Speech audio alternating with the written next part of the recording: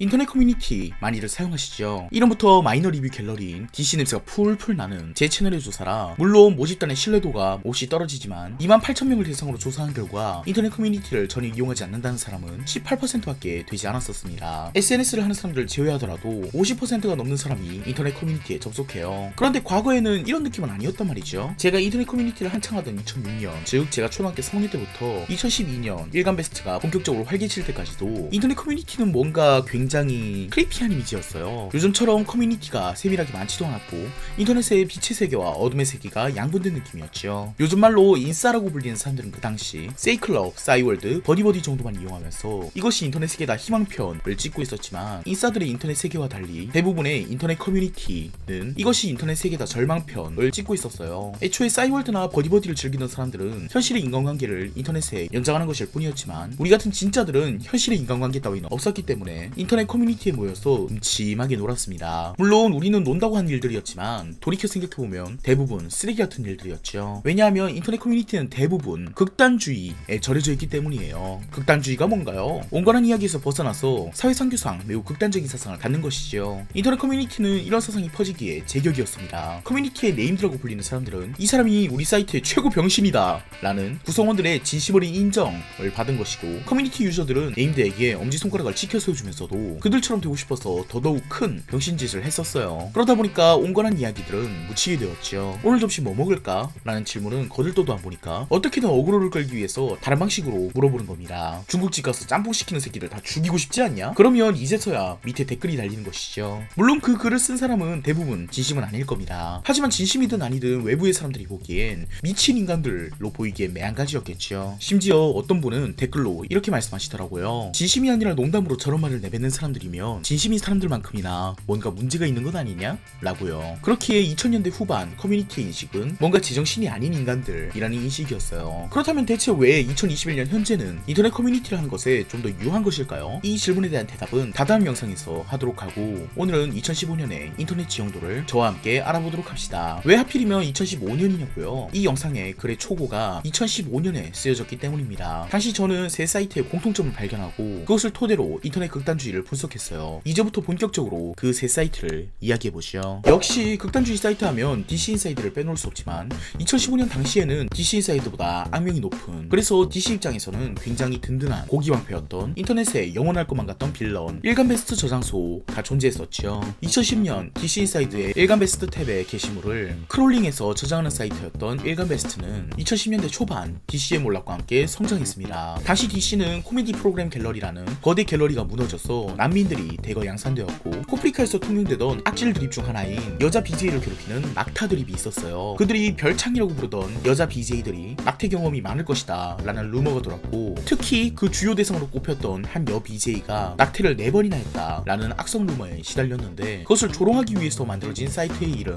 4캐멜 낙타 갤러리가 탄생했죠. DC에 삭제된 일간베스트를 크롤링하기 때문에 DC의 알바들에게 불만이 있었던 유저들이 유입되고, 진즉에 코게리망에서 야겔에 붙어 살던 유저들도 4캐멜 쪽으로 유입이 되었어요. 낫겔의 대성공 이후로 유사한 사이트들이 난립했는데 코셔틀, 개드립넷, 그리고 일간베스트 저장소가 있었습니다. 일간베스트 저장소에는 DC인들이 모이는 동시에 한창 병신겔로 유명하던 정사갤러들이 대거 유입됩니다. 2010년 당시 정사겔은 문화적 맹위를 떨치고 있었는데 그들의 영향으로 하필겔까지도 노무현 합성이 주류가 되었고, 09년 기아 우승을 계기로 기아 혐오가 팽배하던 야겔에 전라도 지역 비하를 유행시키기도 하였으며, 그것이 그대로 일간베스트 저장소를 물들이기까지 했으니 2021년 지금까지도 영향을 주고 있는 갤러리라고 볼 수 있죠. 그래서 일간베스트는 사상 최초로 언론의 주목을 받는 인터넷 보수 사이트가 되었습니다. 특히 선동과 팩트 구도를 열심히 설파하며 광우병 파동 때를 기억하라고 나섰던 일간베스트는 보수 성향의 유저들의 마음을 울리기엔 충분했어요. 물론 현실에서는 보수가 정권을 잡고 있었지만 인터넷은 진보의 필드라는 인식이 강했거든요. 당시 인터넷 보수는 언더독이라는 이미지가 있었고 그 피해의식이 폭발한 것이 일베의 대두였습니다. DC인사이드는 일간베스트의 맹위에 비하면 초라할 정도로 몰락한 시기였죠. 하지만 2012년부터 2014년까지는 그나마 보수 성향의 악동 정도의 위치였던 일간베스트는 2014년 세월호 사건을 기점으로 언론이 맹폭하고 사회가 지탄하는 절대 악으로 취급되었습니다. 광화문에서 폭식농성 같은 것을 진행하면서 보수는 사람을 괴롭히는 사상이냐? 라는 지탄을 받았죠. 그 외에도 각종 반사회적 게시물, 유물, 댓글들이 발굴되며 일간 베스트의 이미지는 나락으로 치닫았습니다. 다만 이 부분은 일베가 과도하게 주목받은 면도 있어요. 사실 그 당시에 반사회적 드립을 치던 것은 일간 베스트만의 문제점은 아니었기 때문이에요. 네이버 댓글창에도 흔히 쓰레기 같은 말들이 있었거든요. 야겔 같은 다른 커뮤니티에서도 그 정도 수위의 글은 있었지만 일간 베스트는 다른 사이트보다 더 큰 관심이 쏟아졌습니다. 물론 일간 베스트 자체에 문제가 없다는 것은 아닙니다. 이것은 추후에 다룰 예정이라 잠깐 쉴드를 치고 한 거예요. 일베는 야겔과 크게 다를 것이 없는 악행을 저질렀지만 인터넷 극단주의의 대표주자로 부상 중이었기 때문에 저지른 것보다 더 많은 지탄을 받았다는 얘기입니다. 2015년까지는 일간 베스트가 아직 맹위를 떨쳤으나 2016년 말부터 일베는 서서히 몰락하기 시작합니다. 일베의 몰락은 굉장히 복합적인 이유가 있어요. 첫 번째로 일베 유저 자체가 많이 떠나갔기 때문입니다. 보수가 더 이상 인터넷의 언더독이 아니게 되었고 박근혜 정부가 굉장히 실망스러운 모습을 많이 보여줬기에 일간 베스트의 주축인 짤방 게시판의 젊은 유저들은 이미 박근혜를 그들이 싫어하는 노무현보다 못하다는 의미로 노근혜라고 부를 정도로 싫어했었어요. 둘째로 DC 인사이드와의 비교 우위가 떨어졌기 때문입니다. DC 인사이드의 금수저론, 헬조센 죽창론 등이 언론을 타며 일간 베스트의 이슈 메이킹 능력을 다시금 빼앗아오고 2016년 마이너 갤러리 시스템을 도입하면서 DC 인사이드의 유저들이 돌아오기 시작했어요. 마이너길 이전에 대출겔이나 탈모겔 유머와 허언층 마이너 갤러리 드립들이 당시에 지배적인 SNS였던 페이스북에 공유되면서 DC 인사이드의 유입이 굉장히 폭등합니다. 원래 일간 베스트와 DC 인사이드는 유저풀을 공유하거든요. DC에 수능기를 하던 사람들은 일베에 대학 게시판을 할 가능성이 높았어요. 그런데 일베는 점점 유저가 떠나가고 DC는 다시 이슈의 중심으로 부상하기 시작했으니 일베까지 접속해야 할 이유가 매우 줄어든 것이지요. 또한 이전부터 DC와 일베는 별로 사이가 좋지 않았어요.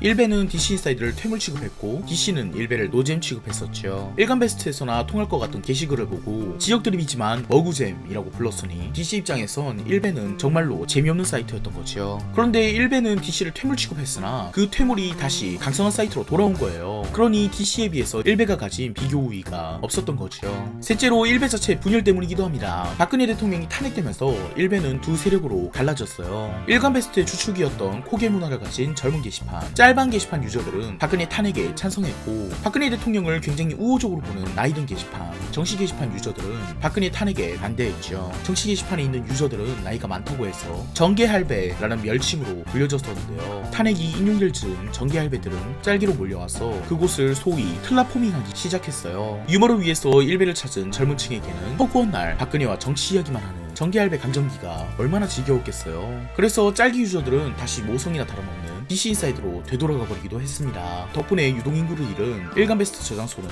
2021년 현재 기준 완벽하게 몰락했고 짤기 유저들이 DC 인사이드로 돌아온 까닭에 DC 인사이드는 굉장한 홍역을 앓게 되었습니다. 2017년 이후 DC 인사이드의 쿨집 문화는 이 일베 유저들의 복귀와 관련이 깊죠. 하지만 이것은 언젠가 따로 다루도록 합시다. 오늘의 유머라는 사이트는 일간 베스트의 아치 에너미로 유명했지만 사실 2000년대 후반까지는 그렇게까지 극단주의적인 모습을 보이진 않았습니다. 물론 시사 게시판을 제외하고 말이죠. 2000년대 중후반 오늘의 유머의 이미지는 농담처럼 선비로 불렸듯 굉장히 점잖은 캐릭터로 알려져 있었습니다. 그 유명한 기둥 뒤에 공간이 있어요나 너는 무슨 짓을 해도 여자친구 안 생길 것이다 라고 점잖은 말투로 조롱하는 안 생겨요 드립처럼 오늘의 유머는 특유의 유머 코드가 있는 사이트였고 반말을 지향하고 욕설을 하지 않기 때문에 커뮤니티 중에서도 유달리 깨끗한 이미지가 있었어요. 오늘의 유머의 이 클린함에 대한 집착은 추후에 굉장한 명언을 만들어내지만요. 하지만 이런 사이트들을 싫어하는 사이트가 있죠. DC 인사이드는 언제나 이런 사이트를 적대합니다. 국내 야구 갤러리가 MLB 파크를 적대했고 오늘의 유머의 몰락 이후로 루리앱이 근근앱 10선비 이미지를 가져갔듯 DC 인사이드와 일간 베스트는 소위 착한 척하면서 뒤로는 나쁜 놈들을 적대했고 오유는 정치사회 갤러리와 일베에게 끌려나와 5년 넘게 두들겨 맞는 사이트가 되었어요. 잠깐만요. 듣다 보니까 오유는 아무 잘못이 없고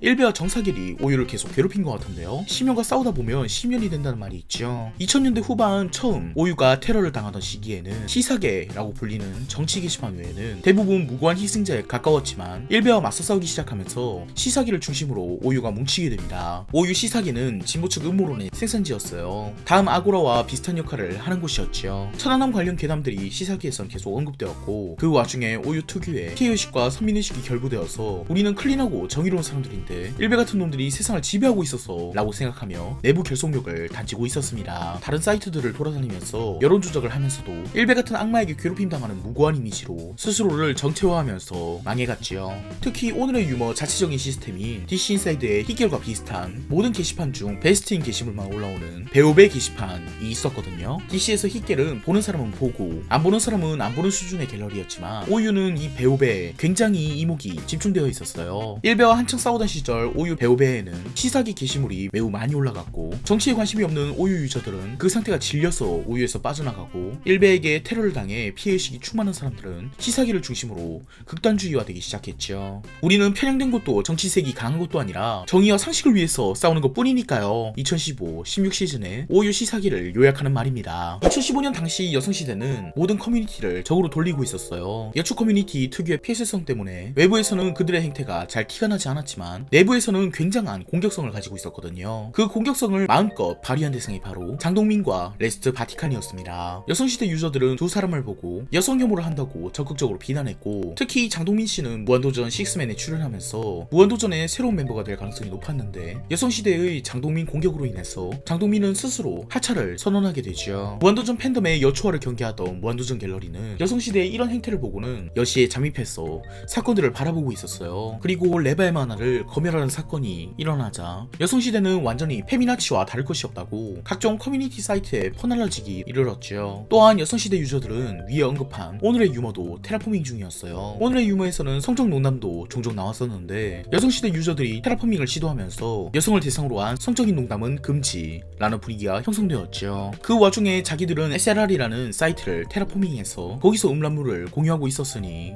놀라운 일이 아닐 수가 없습니다. 그 덕분에 원래 장동민을 좋아하던 남초 사이트들과 레바가 마녀사냥을 당한 것을 보고 억울함을 느낀 사람들, 그리고 직접적으로 테라포밍을 당하던 오유 유저들과 SLR 유저들은 여성시대에게 왜 그런 짓을 하고 다니냐 라고 비토했고 여성시대 측은 우리는 그런 적이 없다 라고 주장했습니다. 이것은 모두 일간베스트에서 조작한 결과물이라고 했었죠. 일간베스트가 여신년들을 망가뜨리려고 한다며 나름의 해명글을 만들고 다녔습니다. 그런데 그 해명글이 사실은 조작되었다는 것이 밝혀졌죠. 일간베스트의 게시물의 비추천인 민주화는 글쓴이 본인이 아니면 수치가 드러나지 않습니다. 하지만 일간베스트가 여론을 조작한다고 내놓은 증거물에선 민주화의 수치가 드러난 것을 볼 수 있죠. 즉 여시가 일기방패를 치려다가 실패한 것입니다. 그 이후로 여성시대는 놀라운 방법을 택합니다. 오늘의 유머가 일간베스트와 같은 편이 아니냐고 여성 혐오자가 아니냐며 적반하장을 때린 것이죠. 이 이후로도 여성시대는 끊임없이 사건을 만듭니다. 메인 논리는 자기들은 무고한 피해자라는 얘기였죠. 여성시대의 이미지가 여자판 1배가 된 것은 자기들의 잘못이 아닌 여혐종자들의 잘못이라는 이야기였어요. 하지만 여성시대는 잘못이 없지 않았습니다. 피해성으로 인해서 다른 사이트가 몰랐을 뿐 그 내부는 DC 인사이드 뺨치기의 막장이었죠. 하지만 여성시대는 그 모든 것들이 자신들의 잘못이 아닌 남성들의 공격 때문이라고 일축하며 이 사건 이전에도 은은하게 깔려있던 남성 혐오 성향을 적극적으로 내비치기 시작했어요. 심지어는 이 사건에서 눈을 돌리기 위해 오늘의 유머 유저에게 성폭행을 당했었다고 조작까지 했었죠. 여성시대는 자신들의 커뮤니티의 이미지를 지키려다가 걷잡을 수 없는 속도로 쓰레기통에 굴러간 것입니다. 이 사건 이후로 여성시대는 자중되었냐고요? 아니요. 이 사건은 거대한 스노우볼을 굴립니다. 여성시대 내부에 남성 혐오 정서가 공유된 것이죠. 2015년 이전까지는 그나마 남초 사이트들을 우호적으로 봤으나 2015년 이 사건 이후로 여성시대는 남성들을 모두 여성 혐오종자, 잠재적 소란의 이용자 정도로 보았어요. 그리고 이렇게 여성시대에서 대두된 남성 혐오 정서는 메르스 갤러리 사태로 격화되며 여시 자체가 메갈리아에 적극적으로 동조하는 세력이 되었고 메갈리아가 페미니즘을 자신의 방어책으로 가져왔기 때문에 여성시대 역시도 페미니즘을 빙자하며 남혐을 저질렀어요. 이것이 대한민국에 퍼진 커뮤니티 페미니즘의 시작이 되었죠. 2015년 인터넷 극단주의의 대표를 말하자면 이 세 사이트를 빼놓고는 말할 수가 없죠. 하지만 2021년의 지금 여러분들에게는 뇌리에서 잊혀진 사건일지도 모르고 심지어는 처음 본 사람들도 있을 거예요. 아까도 말했지만 2015년에는 인터넷 커뮤니티를 하는 사람이 적었으니까요. 다음 영상에서는 이 세 사이트가 공유하는 인터넷 극단주의의 특징성에 대해서 알아보도록 하죠. 오늘도 끝까지 봐주셔서 감사합니다.